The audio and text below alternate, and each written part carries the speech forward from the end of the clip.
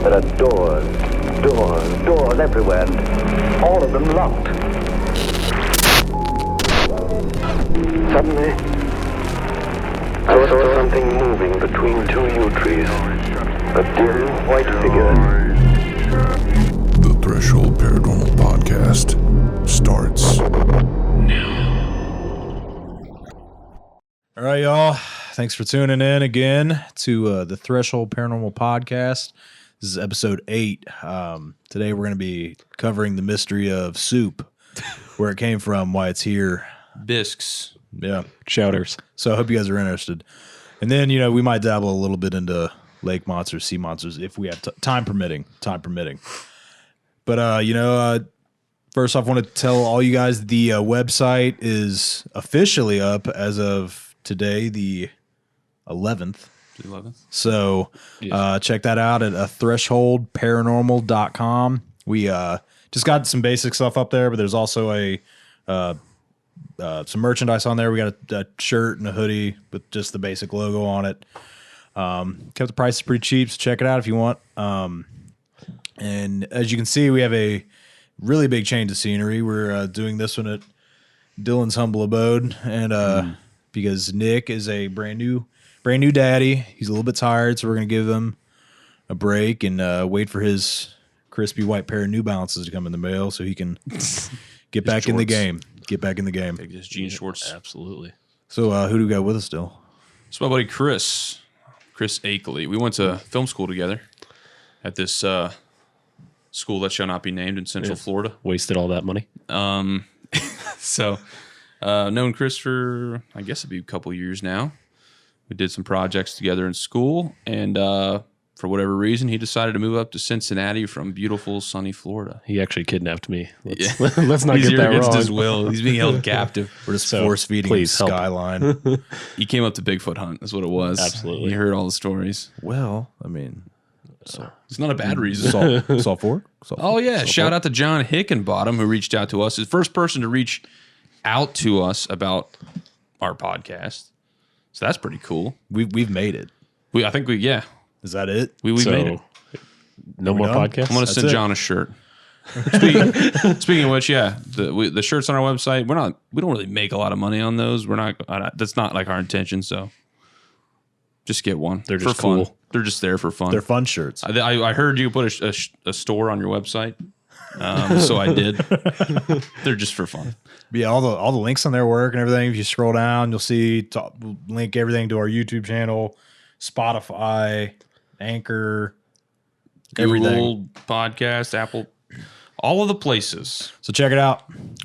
But I'm getting sidetracked. Yeah, that's Social Chris. media. Yep. Hello.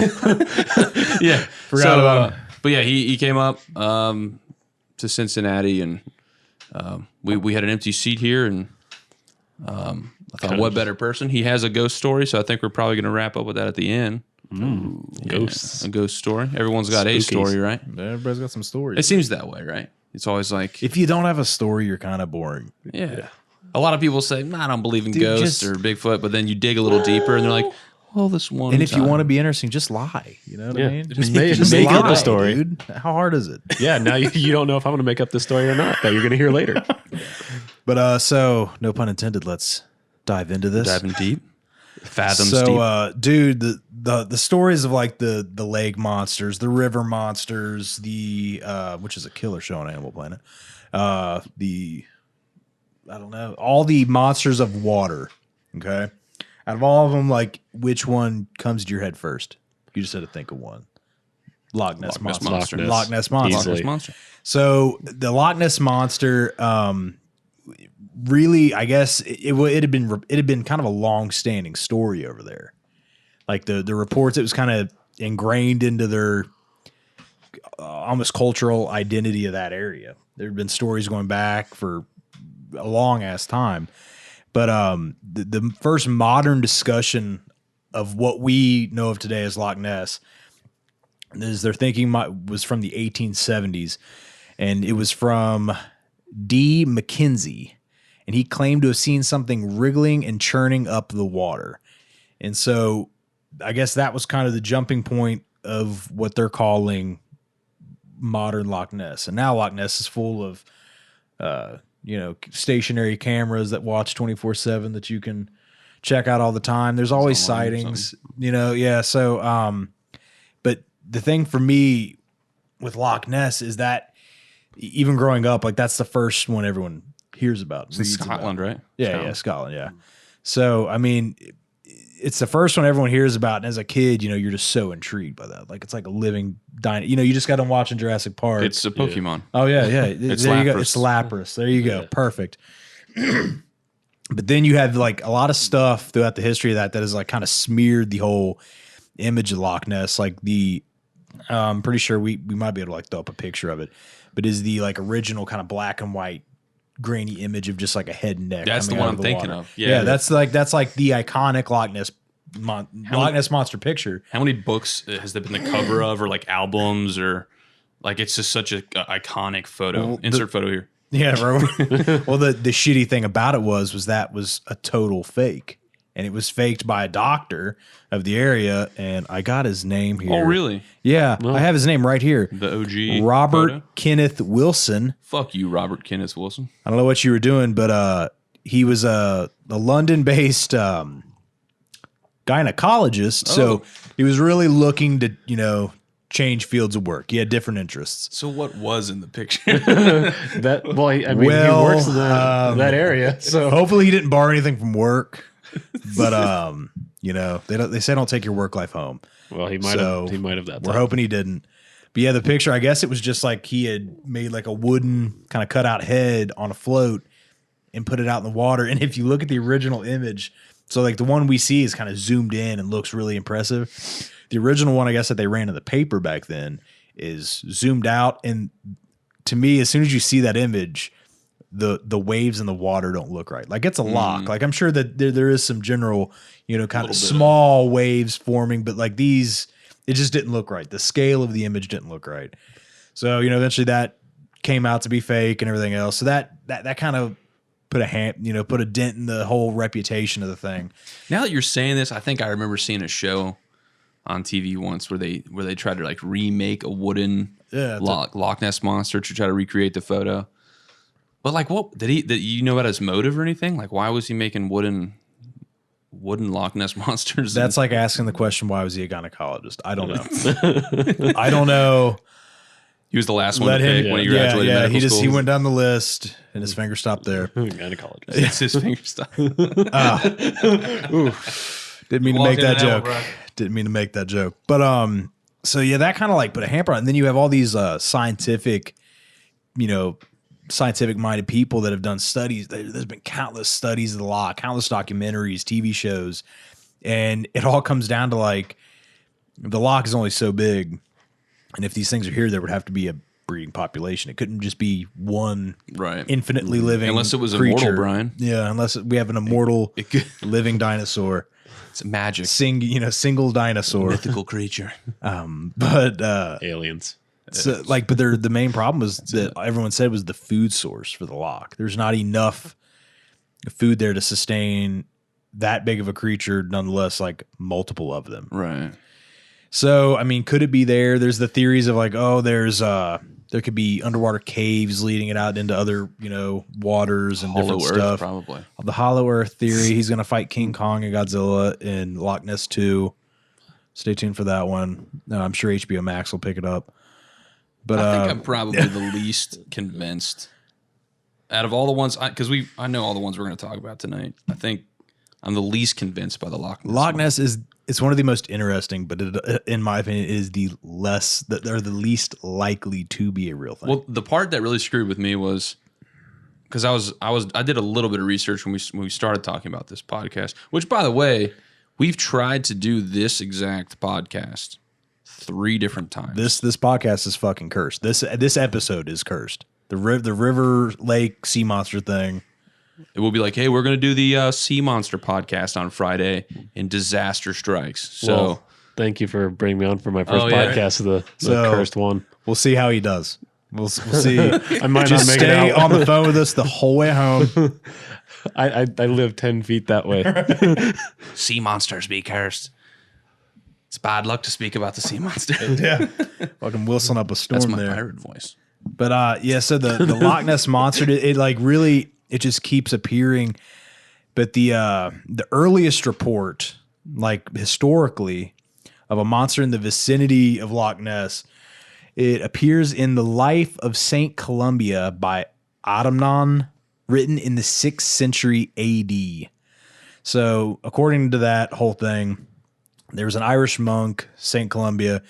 He was staying in the land of the Picts with his companions when he encountered local residents burying a man by the river Ness. So I guess there's a connecting river. They explained that the man was swimming in the river when he was attacked by a water beast that mauled him and dragged him underwater. They had tried to rescue him in a boat, but he was killed. Columba sent a follower, Luigi Mocha, Luigi, to swim across the river. Mario was unavailable. The beast approached him, but Columba made the sign of the cross and said, "Go no further. Do not touch the man. Go back at once." He stopped the creature with magic. He stopped him like fucking Gandalf stopped the Balrog, dude. Oh, okay. You shall not pass. If we run into a sea monster, all you get gotta a wizard. do. Get a wizard. Get a powerful. Well, we won't go into that.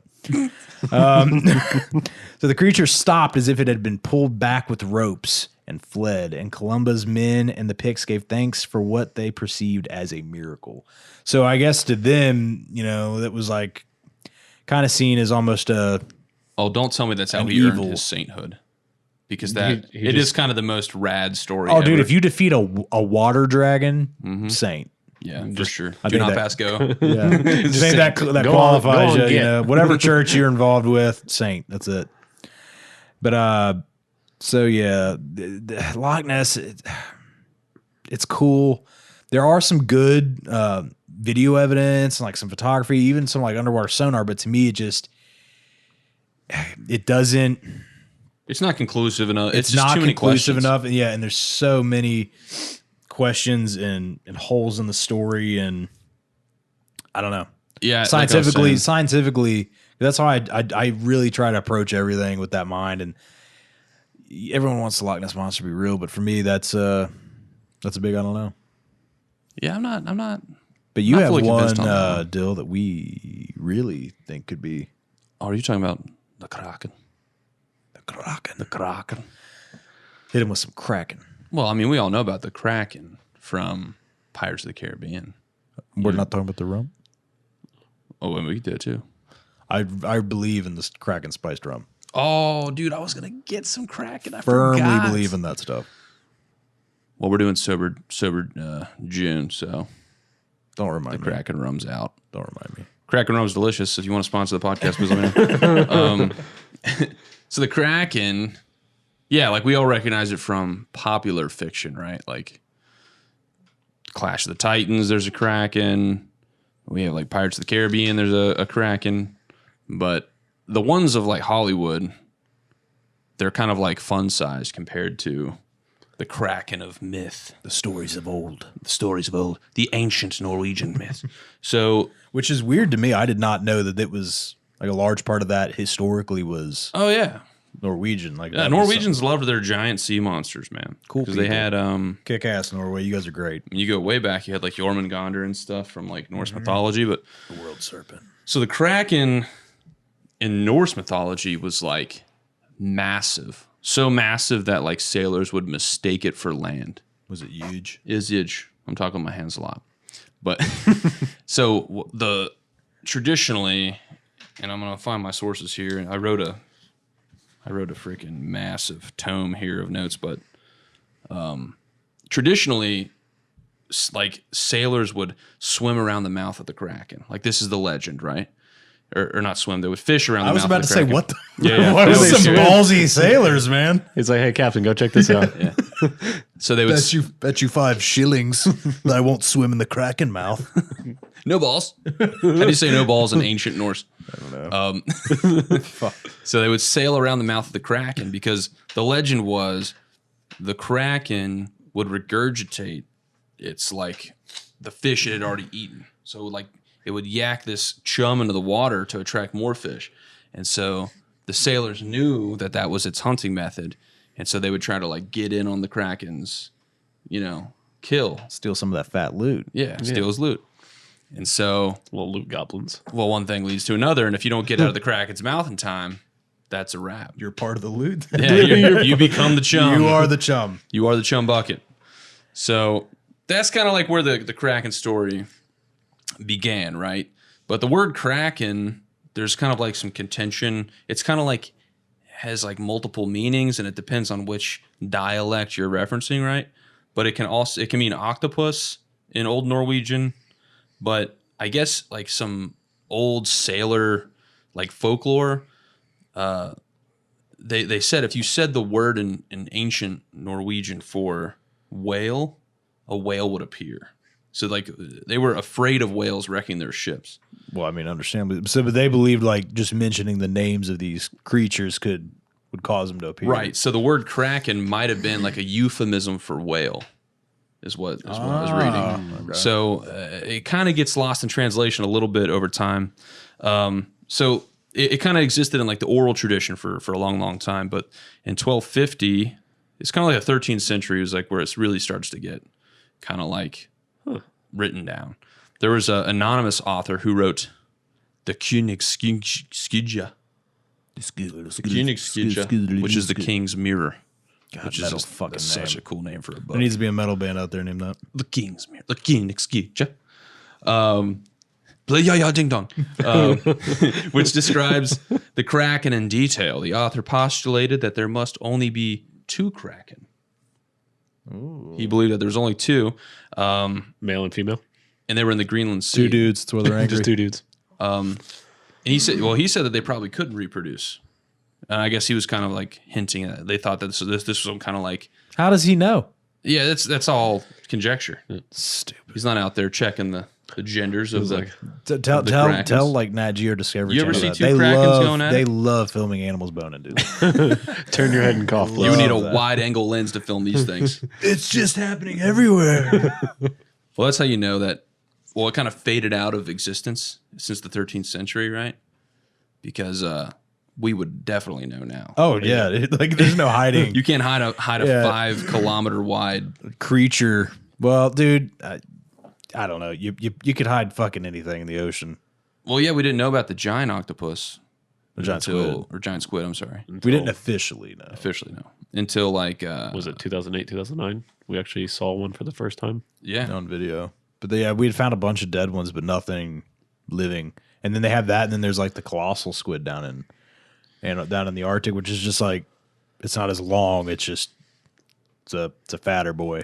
But what's weird about that whole Kraken story is what you meant. Like you said, it could have been the Norse word for an old Norse word for octopus. Yeah, let me look. So the word kraki, let's see, or kraka means to drag downward.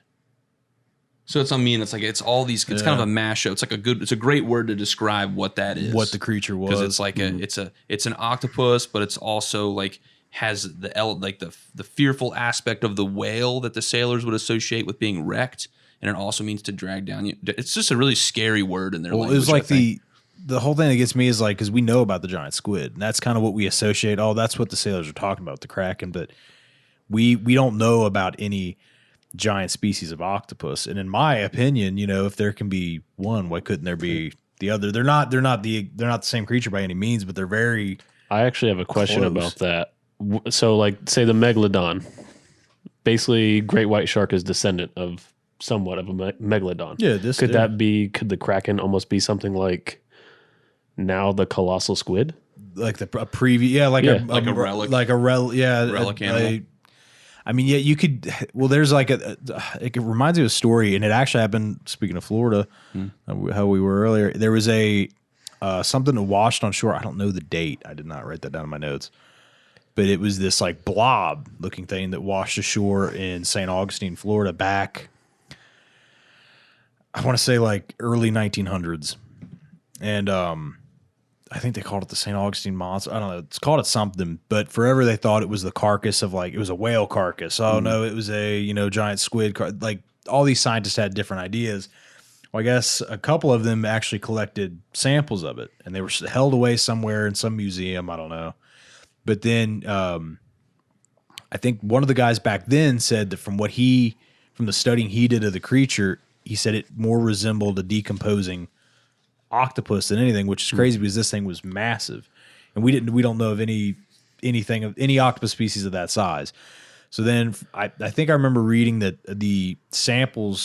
one of the samples was more recently studied, and they said that the tissue, like I guess the way the tissue itself is like formed, the actual fibers of the tissue itself is more in line with how an octopus, how their body's built than a squid. Alien. You know? Alien. Oh yeah, it's some alien shit. It's Alien. Cthulhu has been released.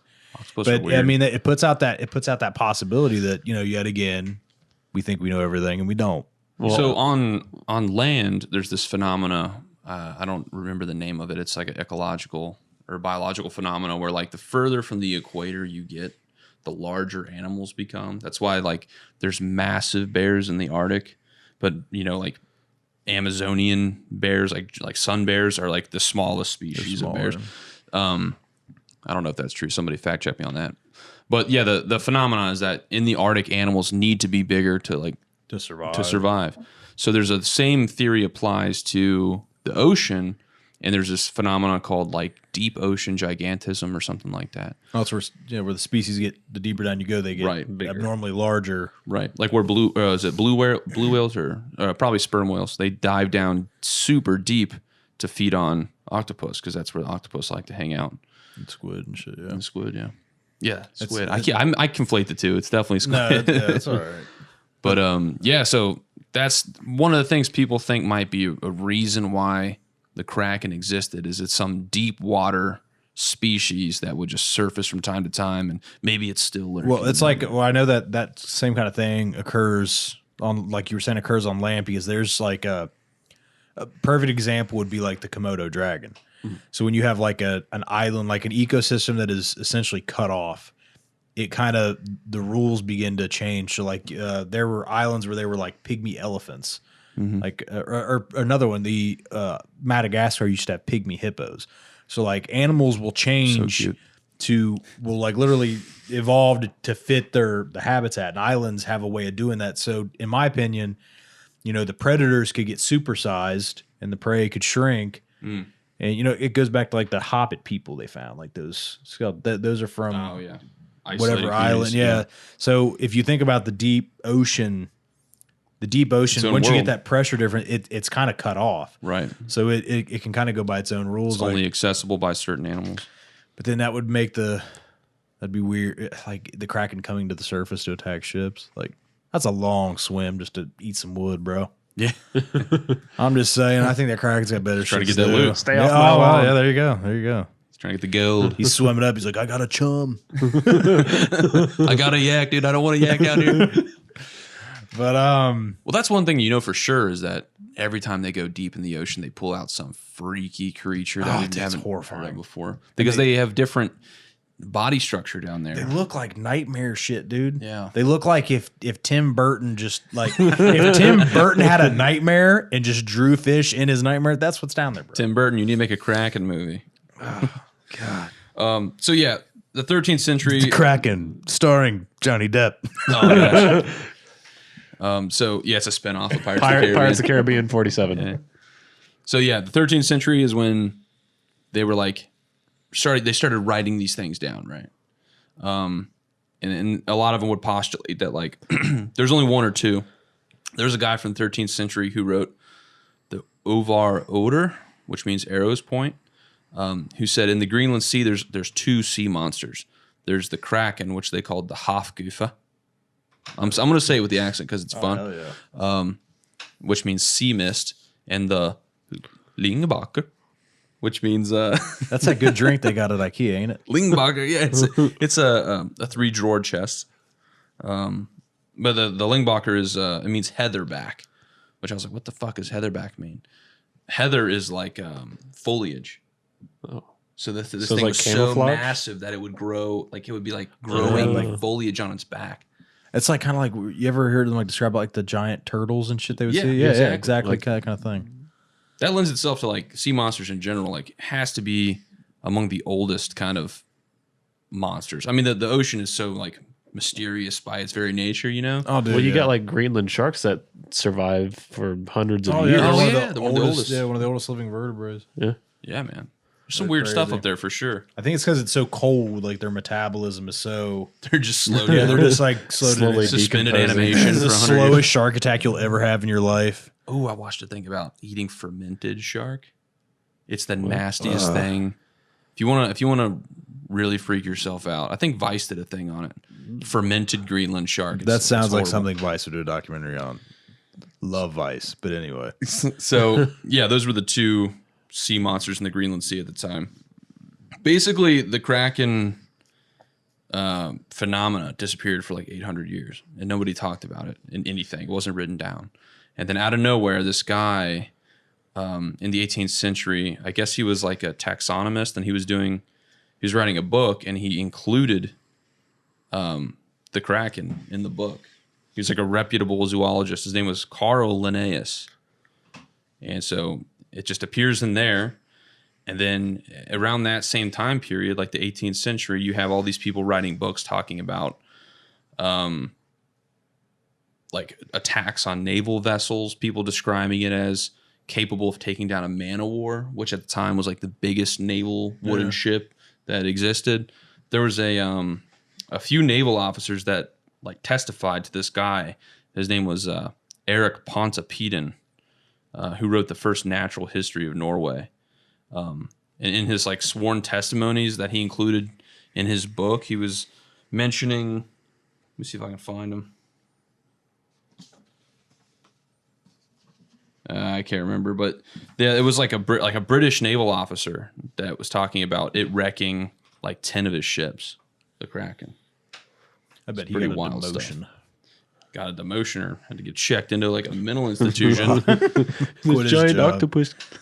That'd be pretty nuts. But yeah, the ocean to me is like it's so incredibly vast that there could be anything down there. I mean, we're constantly discovering new species, subspecies, everything. I mean, like they just was it last year, 2 years ago, they discovered another subspecies of whale Yeah, that had just been, have just been cruising around forever, and we just now Popped up out of nowhere. we just now laid eyes on it. So I mean, it's you couldn't shock me with anything that came out of the ocean. You really couldn't. But then, the stuff that you could get me with that I feel like is, in my opinion, it's almost more interesting is like your river and lake monsters, because if they are there, how did they get there?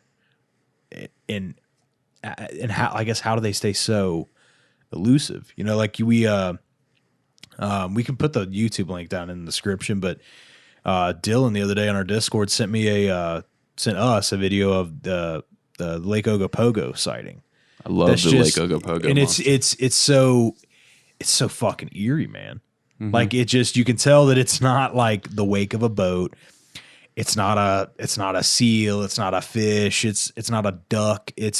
There's something big moving through the water. Yeah, in the world of like handy cam footage of a cryptozoological creature, the Lake Ogopogo footage is the most interesting thing I think I've ever seen. Like it's really like there's nothing. So that one hit you good, huh? Yeah, that one is really hard to explain away. People were saying it was boat wake, but Where are the there's boats, just though? no way. Yeah, I don't see Where are it. the boats? I don't see it in that. I don't see that at all. Pull that shit up. I mean, it looks like an undulating, kind of like what people typically use to like for like the Loch Ness Monster. Typical, like the undulating back and You see it like at like the Lego Museum. They'll have like a fake sea Oh, monster. yeah, They don't yeah. have like these. Just they use it to like simulate the humps of the monster.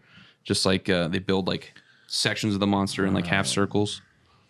I don't know which one exactly it was. But yeah, really like a sea serpent try to bring type it up here in a creature, little bit. not Yeah, so yeah. much like a And that's the thing. what's is the they're- dinosaur that they say the Loch Ness Monster is? Oh, the plesiosaur. Plesiosaur. What doesn't make sense about the, I gotta nerd out for a little bit. Yeah. What doesn't make sense about the whole plesiosaur theory is that scientists aren't even sure if the plesiosaur could have picked its neck up out like everyone like pictures the Loch Ness Monster raising its neck up like a swan or a cobra. Right.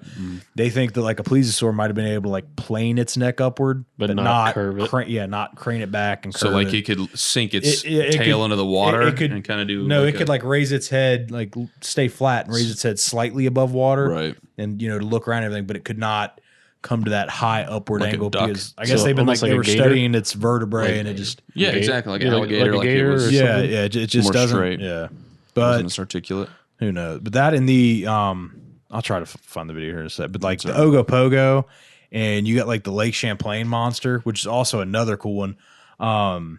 There's actually I'll try to find this one too. I'll have to like link it down in a comment on the video later on probably. But there is there was a good documentary I watched on the Champlain monster that was and that to me like Champlain and the Ogopogo are like those lake monsters. Like I'm not knocking Loch Ness at all, but the way they're sighted just seems to be almost kind of more natural in a way. You know what I mean? It's not like you go there once a week. Everyone's like, "Oh, we saw Loch Ness." But there's reportings all the time. There's people who just hound those cameras and are on the watch. And where with these creatures, people have like reported numerous ones at a time and stuff that I was reading. Like people are like, "Oh, we saw like 2-3 creatures swimming," and they're not always like these giant proportioned creatures. Like some of them, like Champlain was the original kind of description is a reptilian creature with slimy gray skin, 20 to 40 feet in length with a long neck, a horse-like head, 4 flippers, and all that. The typical kind of, well, the horse head thing's a little bit different, but the typical kind of sea monster thing. Where's Lake Champlain at? That is, I believe it's up in like New York,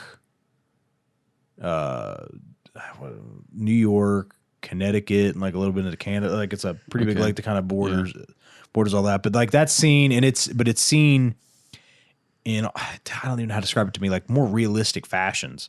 Like, yeah, there are reporting like sightings of people saying, hey, it was a big creature, but there's also reportings that people are like, hey, like there was something like 10, 15 foot long swimming out there. Right. Which to me is more in the realm of like, Yeah. Big big fish, big yeah. but reasonable, but still there's nothing that big that's supposed to be in there. Right. You know what I mean? So it makes more sense in some of the deeper lakes. We're talking about that like deep Lake sea Vostok gigantism or and whatever. all that shit like that. Because yeah. that's what the deep sea gigantism theory is, or it's not a theory, it's a principle. But the deep water has a higher concentration of oxygen. It's colder, and so cold-blooded marine animals have to be bigger to sustain their temperatures. So for massive creatures to be in a lake is really bizarre, and I think that's what you were talking about with the limited food source. Yeah, there's only so much to go their around. metabolism, they'd have to eat so much. Like a whale maintain. size Yeah. creature. Yeah, it's ridiculous. And you would see them feeding. They'd have to feed all the time. And like Right. and with those animals, they're not fish. You know what I mean? They have to constantly resurface for air. Oh yeah, was the plesiosaur? Did it breathe air? Did it have? Yeah, it had normal lungs. Yeah, you would see so it constantly. they would I have believe to the surface. word They would you're have to looking for is breathe. mammal. Yeah, so Or I mean, reptile. it's I don't. That's the whole. The stories to me just get kind of weird, and then you have like stories from all over the country. Like one that I'd never heard of. I've lived in Ohio my whole life, but right up north we have Lake Erie. There's supposedly a creature there, Bessie. Definitely a play on the whole Nessie, Loch Ness Monster name. Yep. But it said, to reside in the South Bay of Lake Erie. The description of it is snake-like, 30 to 40 foot long, and at least a foot in diameter with a grayish color skin. So more like not necessarily a, flippered kind of thing, but more of a serpentine More of like a snake creature. Yeah. So I find that super plausible. And the Lake Erie, there's tons of food. And all the Great Lakes, tons of food to eat up there. Oh yeah, they're huge. It's kind of eluding me now. Well, when we first researched this podcast, I looked up stuff about, because I always like to add the local element or whatever, and we were talking about there was a dam in Ohio. And you said like they emptied it out. It's eluding me now, but this was around the 1800s or whatever. There was a few sightings in the Ohio River. There was a guy who was pushing like or he was his horse-drawn cart was going over the Roebling Bridge. I think it's the Roebling Bridge. And he looked over the side and he saw this serpent in the water. And that's really what he described it as, like a serpent. You say it like raised up and like hissed? It raised up, and he's the same thing. I don't know where this horse head description comes from. I don't really know what they mean when they say that. I think they just mean like the overall shape. Like just like a kind of bulbous, pointed, elongated, like a bulbous elongated. Wider head. jaw, and then like a more narrow snout. But probably the nostrils too, I would think. But yeah, so he said it raised up out of the water and made some horrible sound and then resubmerged. But he said it had hair on its back. He described something that was really almost like really odd. Mammal like, just a freak, like a really strange creature. But it doesn't surprise me coming out of the Ohio River though. It was around the same time that monster. Man, I really can't remember the name of it now, but it was a dam. More in like rural Ohio, but it drained into the Ohio River. People were so concerned about this giant snake. They like drained. They drained a pond near a mill. Oh, it was a mill, not a dam. Hartwell Mill Monster or something like that. You have to look it up. I'll link it if I think of it.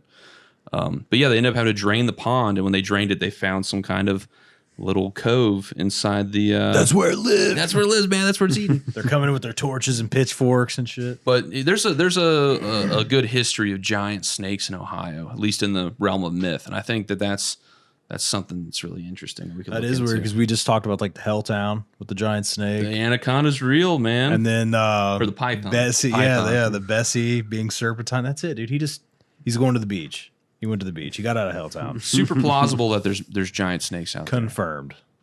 But so you have like all this kind of the lake ones, but I also like the river monster thing because to me that is more of a like all rivers lead to the sea, you know, and we find bull sharks, all kinds of animals moving up into the rivers, into fresh water, and I'm gonna butcher the hell out of this name, but down in Georgia. They have the legend of the Altamaha-ha. Say that 10 times fast. And it resides in the Altamaha River in Georgia. I can't remember. I think you added a ha. Did I add a ha? Ha ha ha ha ha. But fuck it. But I looked up the town. Like, sorry, Georgia, your town that this thing's famous in. But there's like they have like a local museum. And they have like a statue of the creature in there. And it's kind of, I don't know, like dinosaur seal looking blend. Like it's got like a weird look to it. But 30-foot long, snake-like head and flippers like a seal. So like still kind of serpentine, but and it's only reported like 2 sets of flippers. See, not the 4 that come from other lake monsters and sea monsters. But the sightings of this thing go back all the way into like the Native Americans that lived in the area. And then you still have local reports. Oh yeah. So the natives even, and that to me looks like a native, something that they would have called the creature. So, but I remember reading a report about like a father and son, like out fishing. I think it was a father and son, or maybe a guy and his brother, 2 dudes out fishing, saw the creature come up and surface and got like, from what the story described as like a very up close view of it. And it wasn't like a threatening encounter, but definitely saw it. And I mean, the description fit. Like it looked like a giant, weird looking seal, more like a reptilian seal. And so sightings of that still persist. And just reading about that, it's just cool, really cool legend. A lot of native history, which just like Dylan, I find that to be almost proof in and of itself because these people were here for thousands of years. They know what's there. But yeah, with the thing that like I like most about like the river monsters, like I said, was the connection to the sea. Because if they're gonna breed or they want safety or they kind of want to get away, some of those rivers they go back in deep into nowhere, right, and they could definitely hide out. Well, I think it's worth noting, like if these are relic creatures, obviously they've taken on some pretty robust adaptations to be able to survive this long. Oh yeah, they would be totally changed. And so you were talking earlier about the bull sharks that would swim up the Mississippi, up the Ohio, into lake, like all the way up into like the Great Lakes. Yeah, I think the farthest we've seen a bull shark go. and I might sound like a dumbass, but I think it was that we have found him as far north as Illinois. Yeah, that's insane. I think that, and to me, like the bull shark has like a special. So sharks in general, they have to be able to regulate the salinity of their body. They have to keep a certain like salt content to them. And the bull shark, I guess, can like they naturally have more control over that, so they can like retain the salt in their body, that they need, the salt that they need. So that's why they can go so far in. But if that's the case, man, like you said, if these animals have been around this long and they've had this much time to adapt and change, evolution's going to affect them. They could be anywhere. They could be, they could look like anything, and definitely could have adapted. They found alligators in the Ohio River. That's a confirmed. Oh yeah, no, my aunt, Cincinnati. My dad's cousin, she was back in the 70s. Found like a 4 or 5 foot gator down in the Ohio River. It was in the newspaper down in Covington. Yeah, there was one in a museum. It's someone that threw their. It was obviously a discarded pet, but still, I mean, it was all from the 70s. living a good life down there. There was a surgeon or a doctor that had one way prior to the 70s, like I think in the 1800s or something. He found an alligator in Cincinnati, and they had it in a museum for a while. So I don't know if it swam up. I don't know. They're saying like now, like just to be on the subject, that they have like, I think that they've like officially recorded year round, like a couple year round gators in Memphis, Tennessee.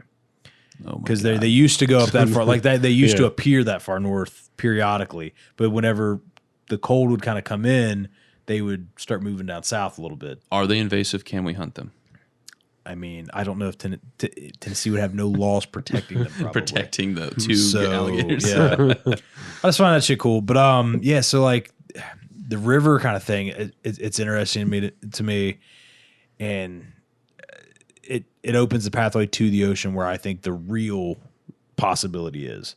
So to me, that's kind of like it's an easy jumping point. Yeah. I mean, I guarantee you there's a sea monster.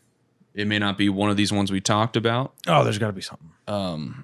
People may not have seen it surface. Well, there's definitely weird shit. Have you guys heard of the Zuiyo-Maru carcass? I butchered that. Sorry. You know, my Japanese, I'm rusty on it. I've not been practicing. So it was this Zeomaru carcass. It was this dead creature that was hauled up by a fishing trawler, the Zuiyo-Maru, and it was off the coast of New Zealand in 1977. This thing looks like nightmare fuel. Insert picture. But Zeomaru carcass. But so it was hauled up by the fishing trawler. They said that it stunk. I mean, it's obviously decomposing in the picture. It said it stunk to high hell, and they're afraid of it damaging the rest of their catch, so they had to dump it. But they did get I think 1 or 2 pictures of it. Most scientists that have looked at it go, "Oh, it's the corpse of a basking shark," and they have all these kind of diagrams to point out different things. And I'm not denying that. Yeah, that's a very real possibility. But then you look at it too, and you're like, man, that is pretty damn plesiosaur-like, because you can, in my opinion, you can make out what would be the neck and head, the kind of the side flippers. What's a caudal fin? Is that the side? I know what a dorsal fin is. The caudal fins are on the sides. Yeah, the sides. So they're thinking that that's what's making it resemble the plesiosaur look. It to me, and even I think even the people on the boat were saying how like it like messed with them. Because they're like, we've been fishermen our whole lives. We've caught everything. Never seen this before. We've caught everything there is to catch out here. We've never seen anything like this. And so that's like been a long-standing mystery, and it's one of those unfortunate things where like they couldn't keep it. They had to dump it. And it ain't like you can go, oh, where exactly did you dump that We're gonna go pick rotting it back up. corpse out in the ocean, you know? And like in 1977, there's probably very little way that anything like of that could have been recovered. But the photographic evidence is the only thing they had left, and it's fucking weird, man. Could it be a shark? It's probably likely a fucking shark. But for this episode, it's a plesiosaur. It's a plesiosaur. Sea monster. It looks really cool. Actually, I want the guys to see this, so I'm gonna. Oh man, there's a YouTube channel I have to shout out. It's called think it's Black Tip Fishing or something like that. There's a guy that does fishing charters, and he takes out like YouTubers and famous people, and he pulls these groupers out of the ocean, hand line, horrifying fish. 800-pound grouper. Yeah, so And here's that's a moderately large one. here's the Zeomaru. Oh, that thing's creepy as hell. It looks like also looks like a Pokemon. I'm gonna just go ahead and throw out Aerodactyl, just saying. Really, I love pulling up pictures that are super tiny, Google. What we got here? That might be a better one. Dude, okay, that's a horse head. I would call that a horse head. Yeah, I mean, I can see where they get the kind of the thought from. Where would they call it, like a basking shark though, like that? I guess because they're. Let me see if I can pull it up. So they're thinking. We'll link the picture or put it up. They're thinking that the back, this is the tail end. Okay. This is the small side fins. This is the big front fins. But to me, and like the mouth and head are down here, back where we can't see. But to me, man, that looks like a fucking head. That the looks neck. like a horse head. These yeah. look like flippers. Oh, I see. That So looks we like the might back. be looking at it backwards. But to me, like it looks like the vertebrae are going. Oh, that's the orientation horrifying. of the vertebrae to me look. And like, yeah, I it think could just here's be a the shark that's like the skin is severe, slothed but like off. look at the ribs. You can see the curvature of the rib cage right here. Yeah, okay. So that would be. It could be broken. Oh no, I'm just saying it's a very, Spooky. very weird picture. I'm way too stupid to know what that is. Yeah, and it's one of those things. Yeah, it's a fucking anomaly, and that's like the back. It's so big. It's big. Oh, well, basking shark are fucking big, man. Yeah. So, but they're like here's like a kind of comparison. Oh, what they're okay. what So they they're did a saying. diagram with like the fleshy parts of See it with rotting this away. picture, I can kind of see what they're saying. Yeah, Okay. that makes sense. It's just the tail. Like I don't know. It's cool. It's an interesting picture. That's what I'll say about it. I'm not 100% a believer in it, definitely, but I do think that it's Curious. it's a possibility. Yeah, if nothing else, it's a curious find. It's something that should be looked into a little bit more. But yeah, whales, sharks, octopus have just kind of existed in the minds of people for a really long time. It's the unknown of the ocean. It's that fear of the like that. I have that whatever the fuck that phobia is. I 100% have it. Oh, like deep phobia of water, deep water? deep Yeah. water that I can't Oh, yeah. see below me or around. Like terrifying. dude, that is instant. Hell no, I'm out. Like I can't handle that. So I think that is like that primal fear just kind of brought to reality. Is the ocean is a complete mystery because that is not our. That's not our environment. Yeah, the That's ocean not, is scary. Well, It's some of these nothing we more know. antiquated tales, you got to think these people didn't have National Geographic telling them all about humpback whales. And Oh, then yeah. then There the was first no- time yeah. they're out on some open water and this thing just Kinda- surfaces and smashes the water. It's What the hell- terrifying. what the hell's that? Super striking, you know. Oh, dude. Well, let me see if I can pull this one up too. This is a cool story. I think it was called the Hook Island Monster. So you guys see that? Oh, Jesus. What the hell is that? Yeah. So I guess what's the story, man? What's the story? The Hook Island Monster. Yeah. So that's like, these are the two. This is I guess was the second image they had. This is the first one. So like, that's it swimming in, but it was, I'm trying to find the year. Okay. Long 1965. snake-like creature. It was, around You know, I'm not familiar with any like existing- Stonehaven Bay, but they described it tadpole in shape and of That's gigantic exactly what it looks size. like a but giant like, tadpole. look at these pictures they got. Jump in there, man. Get a Yeah, picture so on the like water. you have the Hook on Monster. If you want to Google it right now as you're listening, the main image that'll pop up is this dude happily sitting in his, I don't know, fucking canoe on the out on the open water with this giant tadpole from hell underneath him. Yeah, what is it? 70 feet long. That's what it looks like. Yeah, to me. it looks it's He big. says 30. That It's a looks big- way bigger than big 30 boy. feet. But I mean the pictures are pretty crazy. And then the photographer said, oh, right here. So I guess the creature wasn't swimming around. The tide and the waves are actually moving it. It appeared to be lying there dead.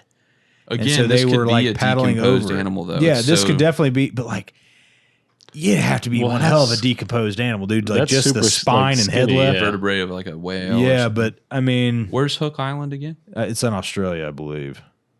Yeah, I don't know what. That head is too like. If it's Australia, it could be You can anything. see like Yeah. the eye shapes like right here. If Yeah. it's Australia, it's probably a venomous mammal platypus relative. But it Something that wants to eat you. Yeah.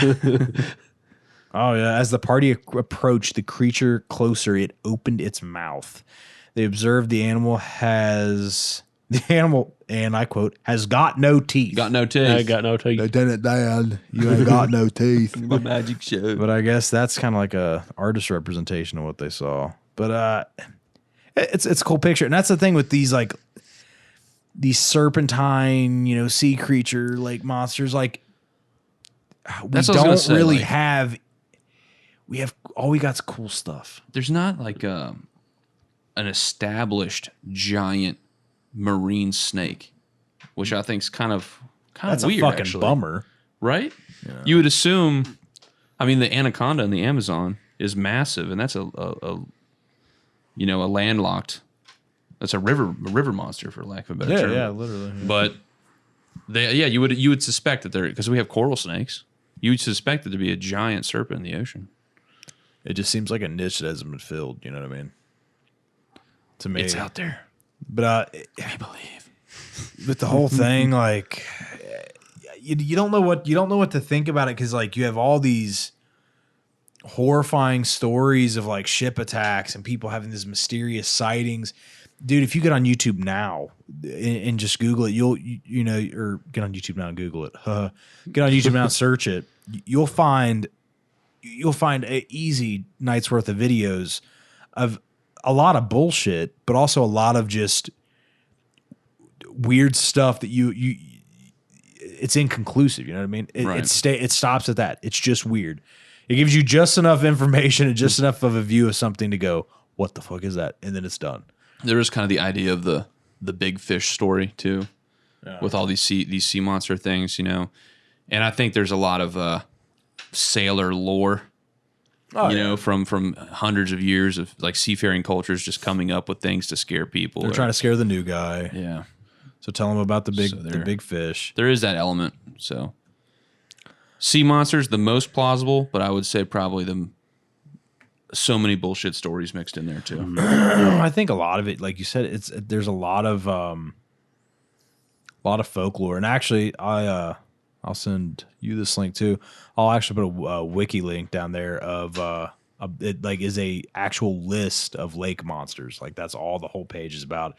And that's kind of where I did this deep dive. That's where I found that Altamaha-ha thing. That there's tons, and I think that's another thing that a lot of people don't know of is like with in most of your states, they have a story of a weird creature in the water, whether it be in the local lake, the local gravel pit, the local river, whatever. Every body of water has something weird attached to it. Every area's got folktale to it. Yeah. Has Every some mystery. dam in like the Ohio River and Mississippi River has a Catfish. giant catfish Big the as size a of Volkswagen.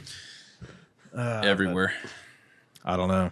But I think we just finished the sea monster aspect of the podcast, and nobody died. So I'm It's pretty happy with that. inconclusive, yeah. But we didn't solve it. Damn it. We didn't solve Go sea fill up the monsters. bathtub. We're gonna figure this out. Find some sea monsters in the bathtub. We got to call, what's his name, the gynecologist, get him over here to help us fake a photograph. I guarantee he's dead, though. Just get a block of wood. I'll make me a sea monster out of that. But, so what did we say? Chris, you got a spooky story. Yeah, some ghosts. Shifting gears Well, to the paranormal. A ghost story. Give the viewers what they want. Yes, ghosts. So like many other stories me and Dylan have talked about, where a lot of it happens right around the age of like 13, 14. It's optimal It's- paranormal time. That's when it happened to me. So That's when a lot happens to us. We're in a liminal lot, state. yeah. Right. But my parents, they bought this bed at like a house auction where this guy had passed away. I had no idea about that. I thought it was a new bed. Like, hey, awesome! Like I'm getting something new. because I needed a new one. Mom and dad like, no, here's this ghost bed. Yeah, nope, you're getting this ghost bed. But no, I was like, sweet, new bed. So a week or two goes past, nothing. After that, then shit starts to get weird. I started hearing like we had a long hallway. Started to hear footsteps out my door and some scratching. I was like, it's got to be a rat or like my dad walking by. I was trying to blow it off. Yeah. Just play it off. Eventually, I left like the door open one night. It's right around like 2 a.m. My dog crawls in bed with me, and the thing that sets it off for me was my dog freaked out. Like when she started growling, showing teeth, and like literally freaked out and bolted out of my room. Because like I think animals always know. animals tend to like they can fucking sense know the shit, dude. So I'm just laying there. I was like, all right, whatever.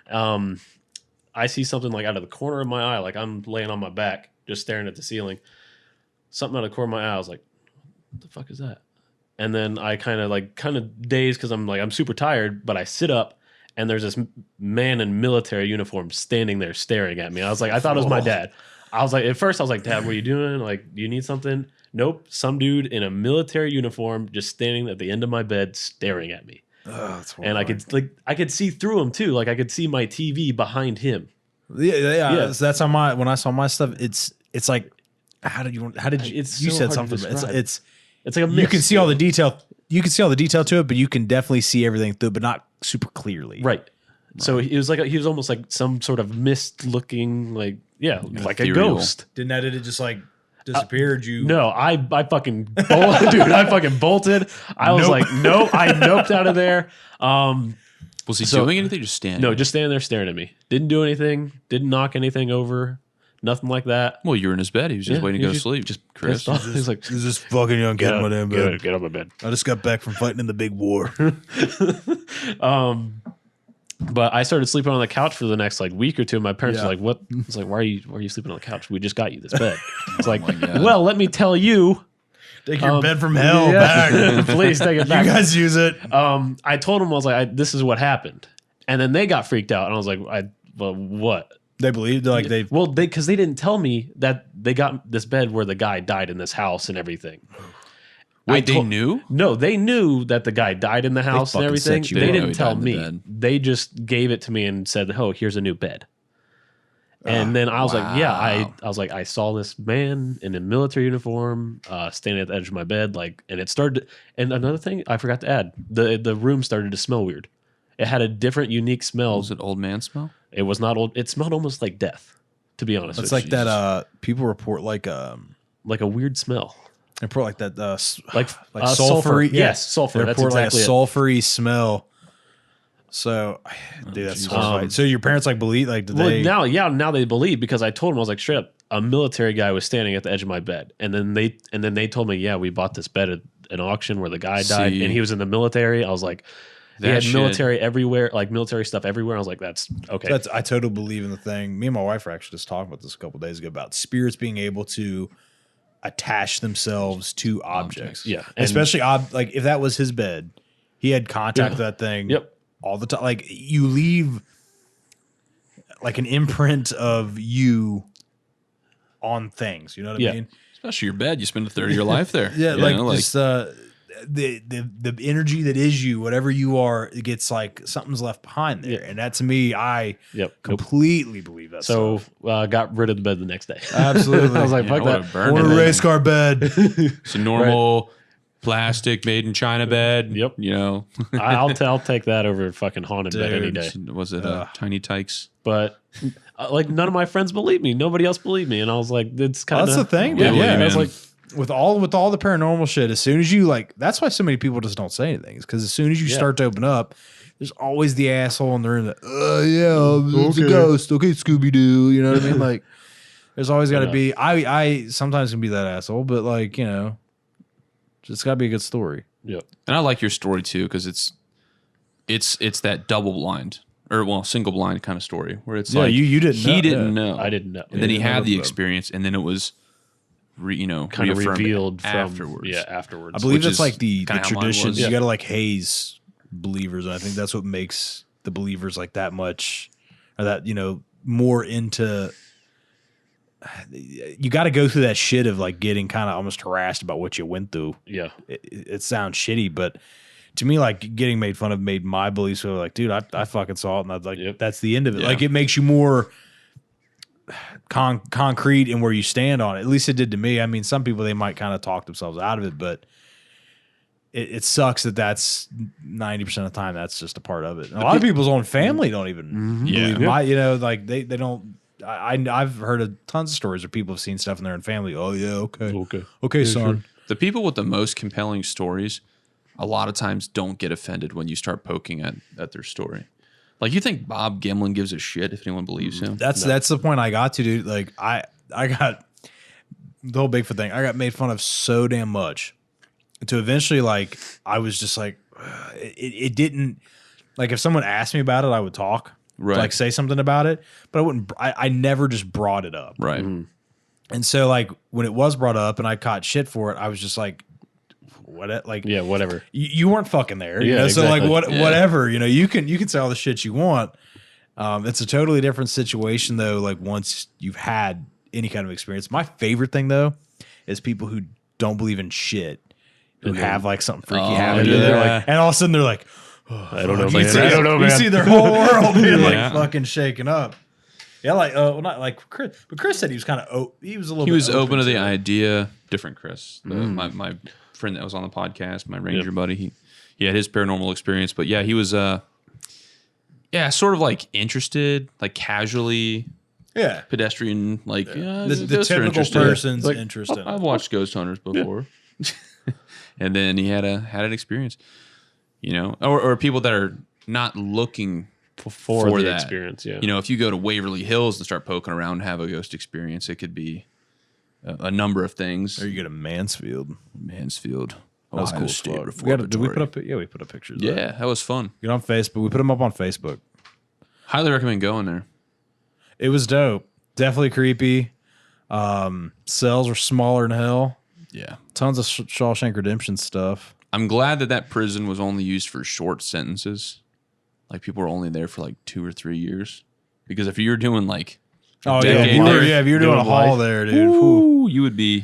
But it looked intimidating as hell. Yeah, it really did. As soon as you pull up to it, and what I didn't know is there's an actual fully functioning prison adjacent right next to the place. So, dude, you pull in and you got this crazy big stone castle, medieval looking building, and it's cool as hell. And then you look over and you're like, oh, that is like, there's kind of like a hill in the middle, and you can see inmates out there, and that's just creepy to me. That's weird. You know, that was odd. The place, another thing too, the place is more kind of like, it's not like the ceiling's falling in and everything, but it's a little bit. I like it though. It's really untouched. Like it hasn't been over. I mean, I know they were renovating that front part, you know, the buildings, like the more like the living space, but the rest of the prison is like, it's in rough shape. But to me, it's naturally, it's naturally decayed, and it's got a cool look to it. I didn't get anything weird when we went there. You mean with the thousands of people walking around you? Yeah, for some reason. And we got our vaccinations. We were masked up, so don't before you start, shut the fuck up. But you know, we were there with everybody else. My wife, we were up in one of the front rooms, like one of the bedrooms, and we walked in the room, and it was kind of stuffy up in the top, and she felt a cold thing of air move around her. That's what's interesting, and it's weird you said that because, I mean, the prison, obviously the cell blocks were creepy. Just because of like their construction, it's just creepy. Solitary was scary. But I definitely feel like the front area had had a different vibe. I felt like that was way creepier up front. Oh yeah, the actual like living quarters and like the office quarters up there had like the energy was different. You could, because like when you go back into the cells, there were, I guess because there were so many, it all kind of felt the same. But to me, each room kind of felt a little bit different. Yeah. Each room had its own, like, you're like, oh, this is, like, there are some rooms I'm like, man, this is a beautiful room. Like, this would be gorgeous. Right. And other rooms you're like, I kind of want to get out of this. Maybe there's an element of like those cells are like this metal, sterile kind of like environment. Whereas like the front of the building is all finished with like crown molding, and it's like this nice like wood grain walls. Yeah. It's beautiful, yeah. So I think that kind of holds a little bit more personality. Cool little trip. Definitely worth it. And then we got some other stuff lined up. We got some more big-footedness coming our way. Stay tuned for that. We got we've talked about the Lick Road thing. We're still working on Lick Road. Still chugging away at that. It's just that's outside, and if you're in a part of the country or world that doesn't know what's going on right now, in the Midwest, cicadas are attacking us. It's a plague. So filming outside is kind of like, what'd you say? Yeah, it would be a wash. So we're gonna kind of give Lick Road a rest until we can actually get good footage out there and actually, and give you guys something worth seeing. But, weird synchronicity, and I told you this. Oh yeah, I met the woman who wrote our film permit for Lick Road. Yeah, you met her just by sheer happenstance through work. I just met her and I was like, "Are you so and so?" And she says, "Yeah." I was like, "Did a really weird guy email you 3 months ago about filming pictures of his feet or ghost?" Oh, that one. Yeah. But she's like, "Oh yeah, it happens more often than you'd think." She said a husband and wife pulled a permit for there, which made me start wondering if it's a husband and wife couple that we know about that lives in Cincinnati. Oh, those two. Yeah. Might be them. Maybe reach out. We'll see. We'll see what happens. But no, big things happening right now, like especially within the last, 2 weeks ago? For what? For John? Yeah. Yeah. Soft work, yeah. So I mean, we'll be heading out there. That's gonna be a couple excursions. We can definitely do like chunks of that. We want to start doing little, we're kind of working towards like a bigger project, I think, but I want to start getting a little bit smaller, shorter things. Yeah, we're thinking about tackling just smaller sections of stuff for like podcast, Yeah, short video segments. Shorten it up, but every once in a while, we'll probably throw a good long bullshit session y'all's way. But you can check it all out at thresholdparanormal.com. Ooh. Get your merch. Yeah, right. Buy some merch, dude. We sold a shirt today. Thanks, Brad. You the man. First shirt sale. We made cool stickers. If you want one, just send me an email. I'll probably send it to you. Won't make it. We gotta pay for it. We got a shitload of them too, right? Yeah, we'll send them to you. Yeah. If you want to reach out to us, we'll send you a damn sticker. If you buy a shirt, I think I can send you. I think it gives me your information. I can send you one. Brad, I'm going to send you a sticker. Oh, I got them already. You get a sticker. Yeah, you get another one. Down. I got you, boo. So, what did you think, Chris? Was this insightful? Did this expand your mind to the? Are you afraid of the ocean? Waters. If I wasn't afraid of the ocean already, I would say yes, because I'm deeply terrified. He doesn't want to be a pirate anymore. No. No, but yeah, this definitely opened my mind to different aspects of monsters, ghosts, other kind of things. So I really That's what it's appreciate all you guys. about, dude. Yeah, I really appreciate you guys having me on. Hell yeah, man. Yeah. But on that note,